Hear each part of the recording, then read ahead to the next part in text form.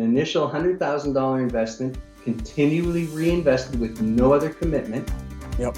In relation, 25 years later, is worth $3.2 million. Show me anything else in the world that can give you that.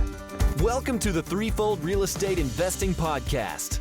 This is the podcast where you'll not only learn how you can achieve massive success in multifamily real estate investing, but also how you can simultaneously pursue great relationships with your family and a better walk with God. You can achieve financial freedom through real estate investing without sacrificing the relationships that mean the most to you. Now, here's your host, Lee Yoder. Welcome back, Threefold listeners. I hope you're having a great week this week.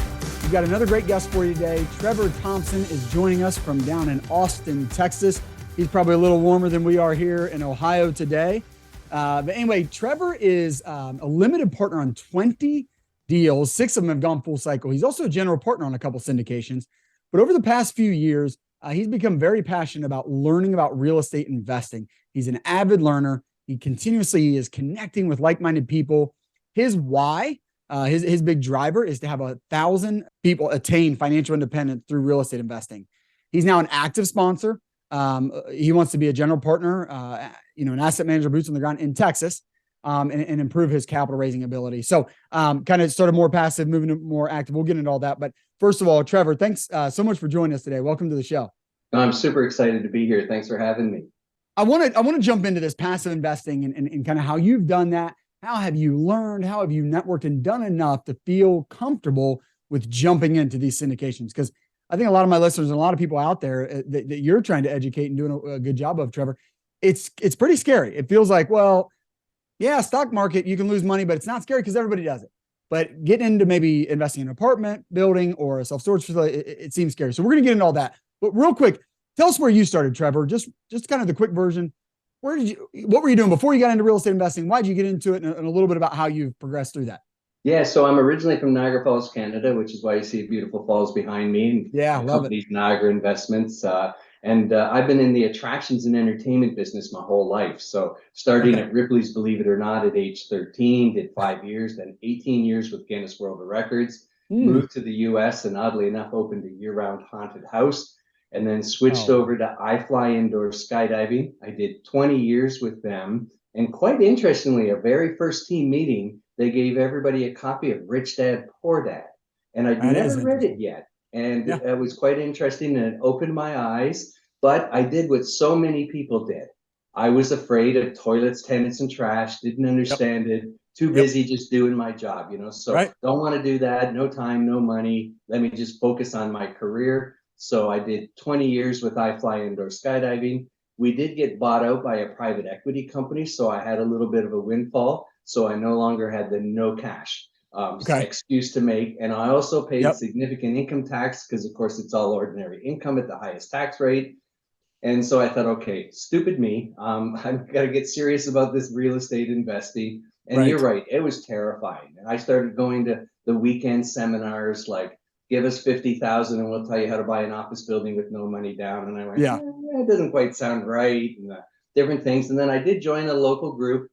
Don't recommend people join the group, so I never mentioned them, but it did give me my first start. I started being educated in passive investing in multifamily. And I got to tell you, the light bulb came on. I went, wow, this is amazing. Because again, I didn't want to deal with toilets and tenants and trash. I just didn't understand it. And when I got to the point where I understood I'm investing in some people, they're buying an asset, they're running a business. So I'm actually buying a business that bought an asset. And it's and we all know real estate appreciates over time. And then I started to learn all the value of the power of leverage, the power of everything. Also, it's the most efficient way to earn money back. There's a lot of reasons why real estate is one of the most tax efficient ways to earn money. And all of a sudden, all the light bulbs started coming on. And I went, wow, I never thought of it this way. And not only that, we're taking underperforming apartment complexes, we're making them better for the tenants. So there's some sort of social good in the whole For thing. sure. Yeah. I started and I just got hooked, obviously doing 20 investments, not all multifamily because I want to diversify a little bit, but I definitely went in full steam, as you can imagine, 20 investments in less than 5 years. And Yep. and I'm hooked on it. I definitely Sure. am. Yeah, no, that's really good. And I think you're where you started, Trevor, is where just about anybody's going to start. I mean, I know when I learned about real estate investing, I mean, it really kind of clicked with me and I wanted to jump all in. But my first question was just like, why have I never really heard of this? Why does nobody I know do this? If it's so good, if the numbers are what they look like they are, and like, there's and it's true that all, 90% of millionaires have most of their wealth in real estate and all these different things. Like, why don't I know anybody? And it's a good question, but you want to move past that. And so, what is pretty clear that you did, Trevor, to get past that is you started educating yourself. Yeah. So let's speak to that a little bit. I really want to dig in on this. So if we've got people out there listening, maybe in a similar situation to where you were before you jumped in and have 20 investments, they're very interested. They're kind of starting to get it, but they want to learn more. You joined a group that wasn't a good experience. You've joined some groups that have been a good experience, but maybe just take us through a couple of steps. And then as we go through that, Trevor, what are maybe some ways that you started to click with you and how you started to really understand it to make you more comfortable? Yeah. So at first I started reading some books about passive investing. My ultimate favorite is a book called Passive Investing by a guy named James Kamasamy. He's a local Texas syndicator. It's a best-selling book on Amazon, and I'm actually part of his mentoring program right now. Nice. We run a virtual meetup once a month where we try to educate people about passive investing, and there's a couple of others. So I do have a YouTube where I recommend books, and a lot of the real estate books on passive investing are there. Great. You can learn it.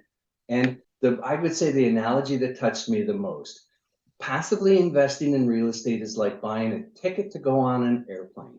So you look at the airliners, right? And we're not going to fly air, whatever, Transat from the middle of nowhere in the middle of Russia, whatever it is, right? We're looking at the airline. And so we do a little bit of research on the airline, right? And we all know the big airlines, they run safe and they do things. So you buy a ticket on the journey and you're going to go on your destination. And so I compare this to your destination of financial independence. So you don't buy the airline, you don't buy an airplane, you don't learn how to fly the airplane, you don't learn how to fix the airplane, but you trust somebody to do all those things for you. So if you think about it, the syndicating group is the one that owns the airline or the airplane.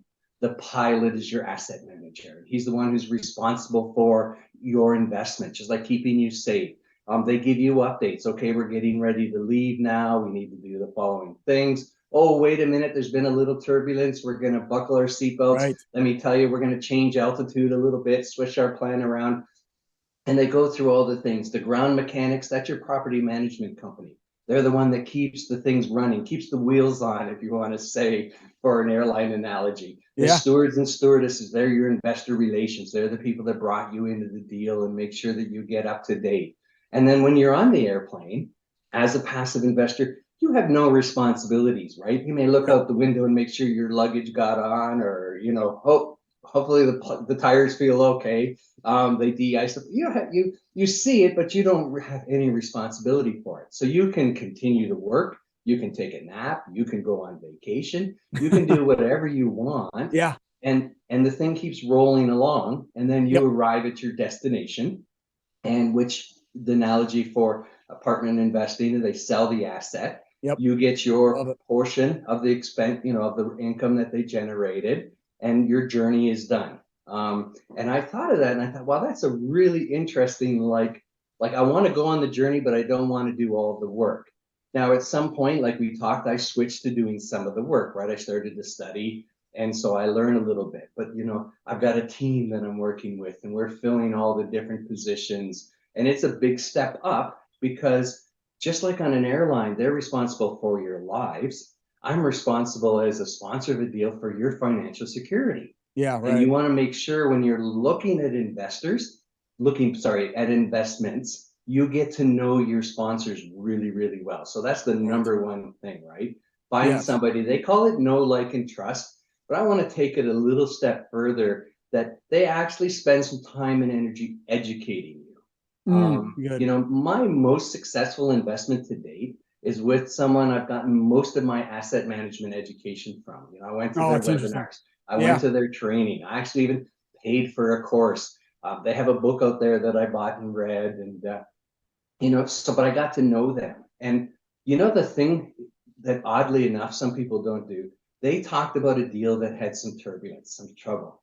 And they talked about how they didn't get the results that they would like, but how they fixed it and it still was acceptable, right? They didn't quite hit their goal, but they did do a return to the investors. And I thought, wow, somebody who's honest, that Yep. suits who I am, right? I want to Yeah. know that when a deal goes bad, you don't just go, well, I'm going to go on to the next deal. And they spent the time to talk about it. So when Yeah. you're looking for a sponsor, you want to look for somebody who is also very willing to educate you, answer your questions, give you an idea of what you can expect if you decide to go on that journey with them. That's so good, Trevor. I just even that piece, and I can think of a couple more that I want to get into, but I really love the analogy. So I want to keep going back to that because I'm just thinking if you're talking to an airline pilot, because that's what we're talking about. We're talking about, okay, I decide I want to get on this, I want to get on a plane. I haven't decided which one yet, but I want to get on a plane because I want to go to financial independence. So I'm bought in on that.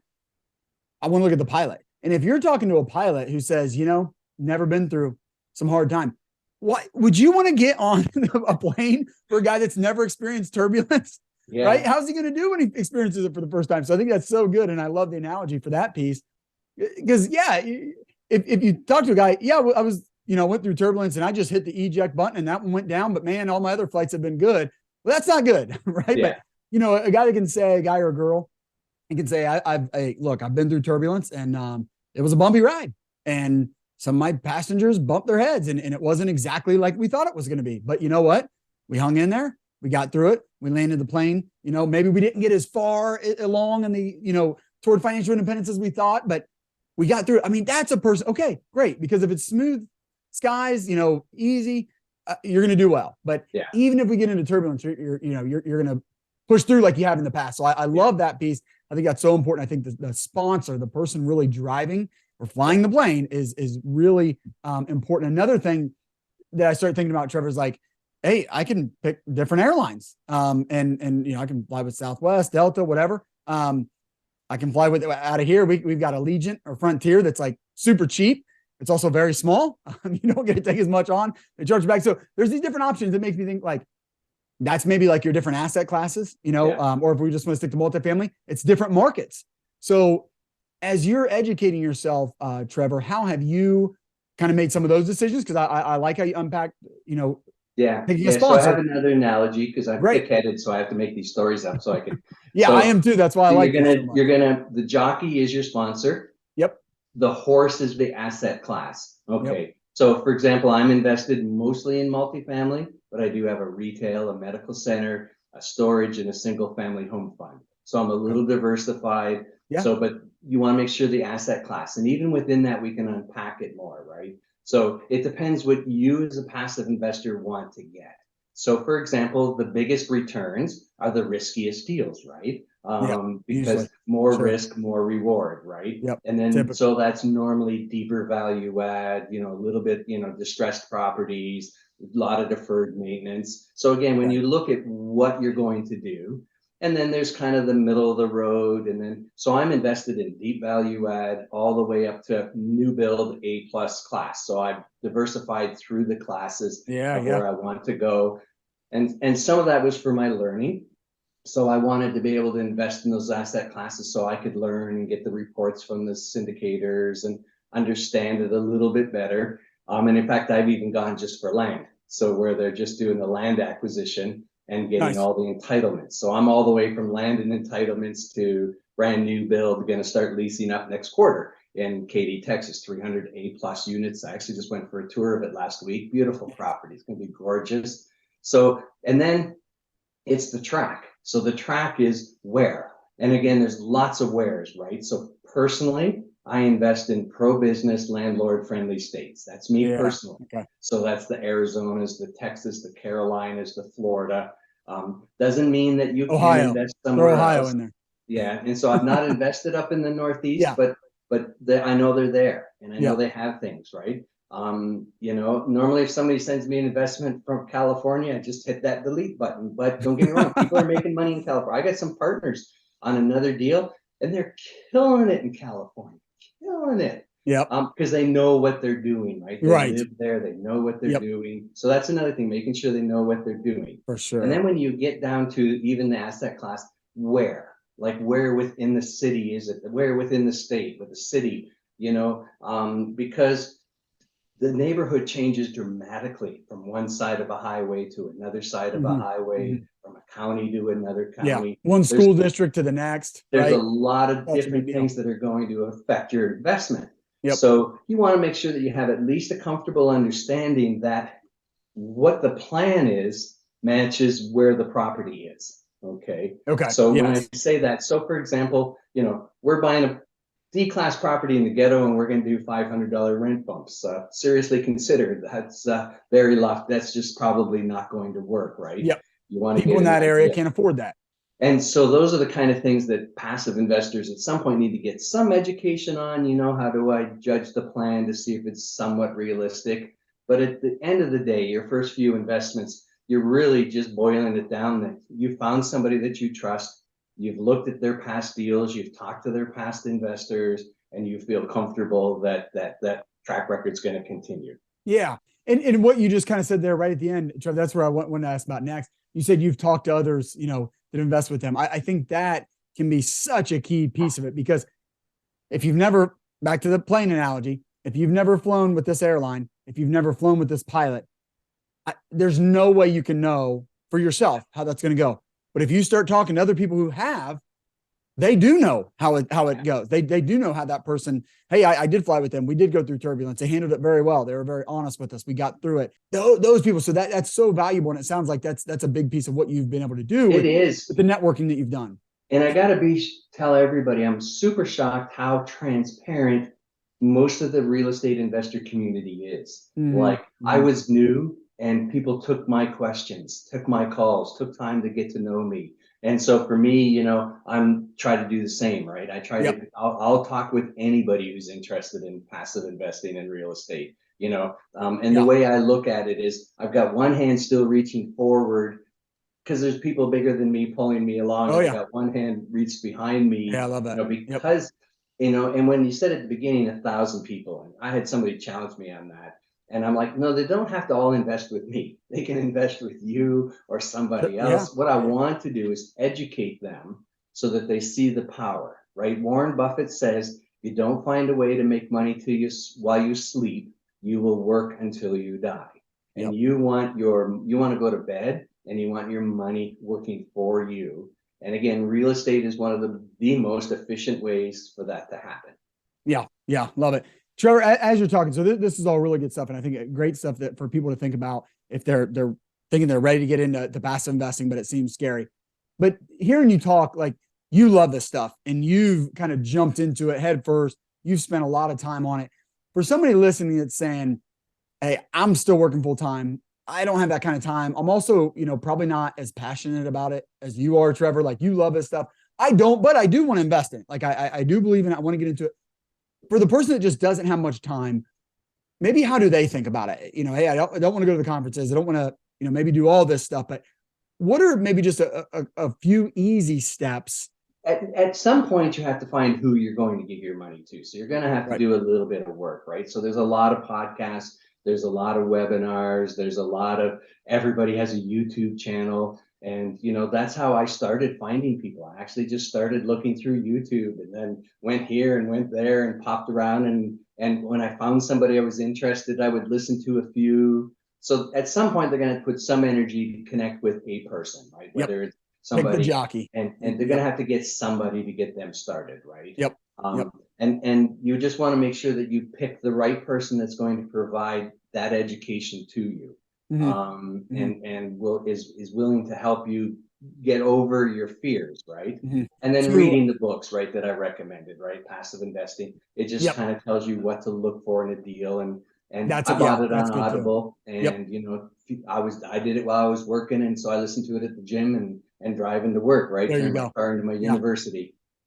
Exactly. Yeah. And the other thing I think about too, Trevor, is like, as you're getting started, I mean, if you're in a decent market, I mean, if you're in a market where you think no one should be investing here, then it doesn't work. But if you're in a decent market, if you're in a Texas, Florida, Ohio, I would say just start real local too, because, I mean, we've got a good RIA here in Cincinnati. You go to that RIA, you start meeting people who have probably invested with some local sponsors. Maybe some of the sponsors show up to the RIA. Man, right there, you can talk to the sponsor, get to know, like, and trust them a little bit, get to know some people that have invested with that sponsor. And then if they invest local, what you hit on, Trevor's like, you need to know the market. Well, you kind of know it because you live there. And then you said, which is so key, like, if they're trying to invest over here in this D area, but they're saying we're going to do all this. Well, if you live in that area, you would know that. So that's where I think you can kind of cut down on some of this. If you either stay local or just, hey, I used to live in Austin, or I used to work in Austin. I know Austin pretty good. Okay, look into some sponsors in Austin. Yeah. And so many of these things are virtual now. I know our RIA, a lot of it's virtual. So we have people from all over the United States that join the RIA calls that are, Zoom calls. And so they can jump on there and start to meet people and hear about stuff in Cincinnati if they want. So I think that's one way, to start doing some networking, not only with other investors, but also with sponsors in the city that you want to invest in. And if you know that city pretty well, it makes it easier for you to figure out, is this a good plan? Oh, and it's definitely a great plan. But it's kind of mind-boggling if you think about it. We all invested money in the stock market with no research, right? Just because everybody does it. Yep. It's kind of bizarre, right? It and is. If you think about it, right, we all know the stock market up, down, whatever it is. There's a big difference between the tax efficiency of real estate, the leverage of real estate, a lot of the things. And it's quite interesting. It's because it's not a big fee-based investment that most investment advisors do not recommend it, because they make no money on it. Now, yes, syndicators make money on it, and there's a group of people that are making money for doing deals, but the general financial community makes no money on it, and so they just don't talk about it. Hey, Threefold listeners, just want to take a quick break from the show to introduce you to our sponsor, Pure Property Solutions. They specialize in CapEx projects for multifamily and commercial properties in the tri-state area. They handle painting, carpentry, roofing, windows, and more. The Pure Property Solutions team prides itself on quality work for a fair price with excellent customer service. They are adept at keeping a good relationship with residents at the job site and are always willing to work toward a creative solution while keeping finances in mind. I can speak to this firsthand. We've worked with Pure Property Solutions on a big project we had that they put in all new windows for us, all new decks, did some roof work for us, and we just had a great experience. They deliver quality product. They have good craftsmanship, good communication. And to be honest with you, like, not everything went perfectly, but when things didn't go perfectly, they returned our call, they fixed it, they got out. They heard us and they made it right. And that's what you want. Check them out. If you've got a big CapEx project here in the tri-state area, check out Pure Property Solution. The link will be in the show notes. Now, back to the show. Good stuff. I love the plane analogy. I'm probably going to steal that / borrow that. Sorry, I stole it, so it's okay. No, that's good stuff. So this is really good. I think just making passive investing a little less scary. And I think a few bite-sized pieces that people can chew off, read the book, read a passive investing book, start networking with your local RIA group, start networking with sponsors, getting to know them. It's good stuff. And I think that starts to feel a little less scary. And in fact, like you said, you're going to invest in the stock market. You don't know anything. You start doing a couple of these things. You now know the person that's running the deal. You know some people that have invested with that person before and done deals. You have way more information now than you have in anything you're going to invest in the stock market. So should feel less scary if you do those things. So really good. Trevor, as we kind of wrap it up here, I always like to ask my guests, what would you say is maybe the one key ingredient to being a successful real estate investor? And let's maybe say a successful passive real estate investor. Yeah. So again, I already sort of said it. The who you give your money to is most important, right? Mm-hmm. And then the next most important is getting at least a little bit of education about what you're putting your money into. But in general, it really boils down to who you're giving your money to.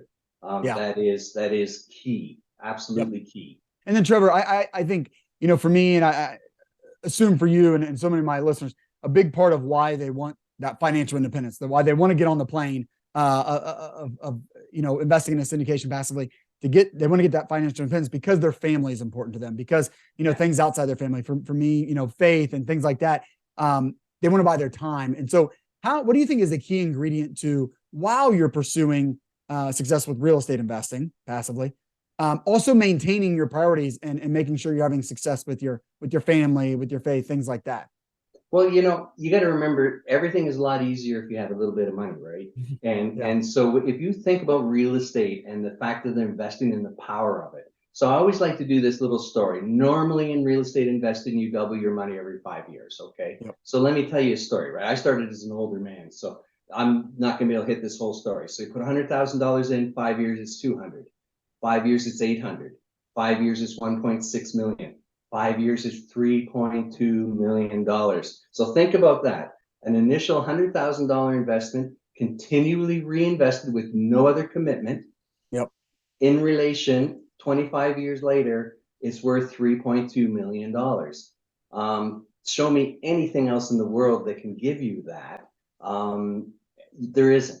Yeah. And so when you start thinking about your future, right? It's so important. And then even a lot of people that say, well, I want to get to active. And I say, well, don't get to active until you've got so much passive income coming in. You don't need what to do with it, right? Because imagine if every 5 years I could actually earn another 100 and add it to that scenario. And get it going again. 1.6 at the end, or it's staggering. So the power of leverage and the tax efficiencies of real estate investing, those two things combined, putting fuel on your money, right? Yep. And again, it's truly making money while you sleep. Yeah. You're not having to work for it as a passive investor. And that, then right there, when you hit that, the amount of time you can focus on your family, the amount of time you can devote to your family, to your church, to the things outside that you want to do. I mean, it just becomes so much easier, right? Yeah. When you have that and freedom. I know people work hard. I talk about, invest 100,000 like that's easy, right? That's not easy. Yeah. Right. I understand, right? It takes might take 5 or 10 years to get that 100 grand. kind of money.